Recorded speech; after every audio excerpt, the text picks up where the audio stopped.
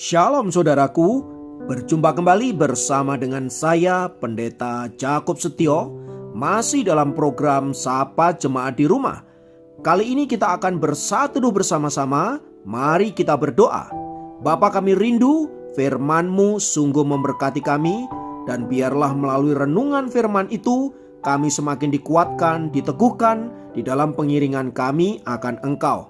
Kami siap diberkati. Terpujilah namamu kekal selama-lamanya. Dalam nama Yesus kami berdoa. Haleluya. Amin. Firman Tuhan kali ini terambil dari Mazmur 14 ayat 1. Mazmur 14 ayat 1 berkata, orang bebal berkata dalam hatinya, tidak ada Allah. Busuk dan jijik perbuatan mereka, tidak ada yang berbuat baik. Saudaraku, suatu kali ada seorang pendeta memasuki sebuah kedai minum. Seorang pria yang ingin mempermalukan dia karena ia tidak mempercayai Allah, tiba-tiba ia berdiri dan berteriak dengan sangat keras, "Tidak ada Allah!" Mendengar teriakan tersebut, pendeta itu kemudian mendatangi pria itu, menyentuh pundaknya dengan lembut dan berkata, "Saudara, apa yang Anda katakan itu sama sekali bukanlah hal yang baru. Alkitab sudah mengatakannya lebih dari 2000 tahun yang lalu." Pria itu kaget, lalu kemudian ia menjawab, "Wah, saya tidak pernah tahu kalau Alkitab menyatakan hal itu." Pendeta itu kemudian menjelaskan, Mazmur 14 ayat 1 mengatakan, orang bebal berkata dalam hatinya, tidak ada Allah. Namun ada perbedaan besar antara orang bebal itu dengan Anda. Orang bebal itu sangat sopan dan hanya berkata dalam hatinya, tidak ada Allah. Tetapi Anda meneriakkannya di sebuah kedai minum. Mendengar perkataan pendeta itu, pria tersebut terdiam seperti tercekat lehernya. Saudara, kisah di atas ingin menceritakan betapa orang bebal adalah mereka yang tidak mau mengakui keberadaan Allah di dalam hidup mereka. Di sana juga dijelaskan ada dua tipe orang bebal. Tipe pertama adalah orang bebal yang praktis. Tipe ini adalah orang yang tidak mengakui Allah di dalam hatinya, namun dalam keseharian atau dalam praktek hidupnya, dia menunjukkan hal-hal yang seolah-olah dia mempercayai Allah. Dia mungkin tidak pernah mengganti KTP-nya dengan agama lain. Dia mungkin juga tiap minggu datang ke gereja atau bahkan melayani. Tetapi dalam segala kehidupannya, dia tidak mengakui Allah. Artinya, dengan kata lain, dia hanya melakukan ritualitas keagamaan, sementara dia tidak pernah punya connecting atau hubungan dengan Allah. Itulah sebabnya dia tidak pernah berdoa, dia tidak pernah membaca kitab suci, apalagi mempraktekkan firman Allah. Jauh dari hidupnya.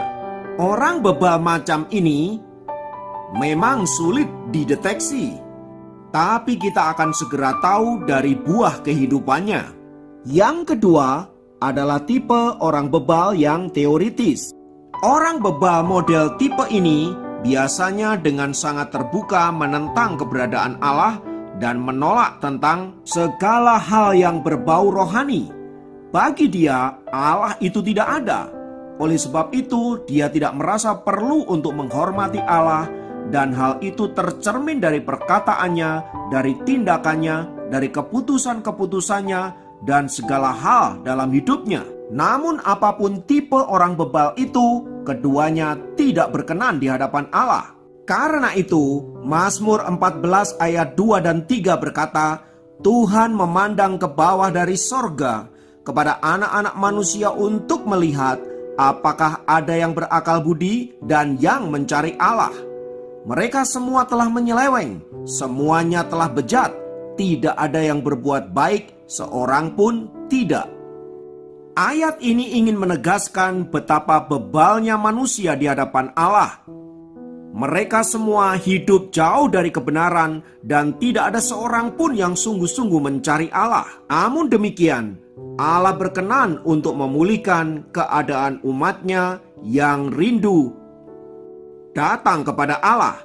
Itulah sebabnya di ayat yang ke-7 dikatakan, "Ya, datanglah kiranya dari Sion keselamatan bagi Israel." Apabila Tuhan memulihkan keadaan umatnya, maka Yakub akan bersorak-sorak, Israel akan bersukacita.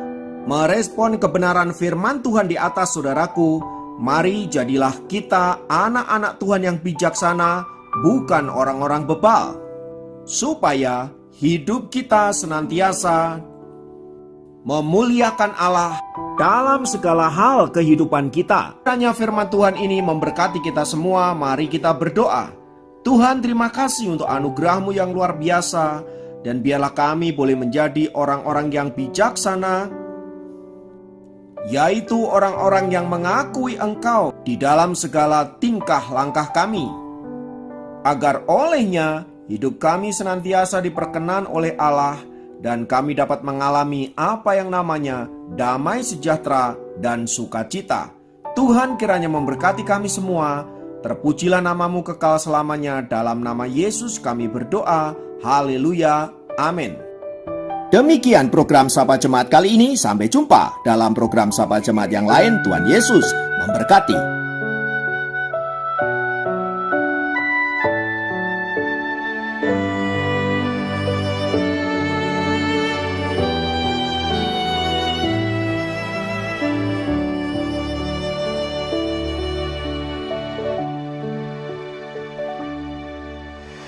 Saat ku tak melihat jalan-Mu, saat ku tak mengerti rencana-Mu, namun tetap ku pegang janji-Mu.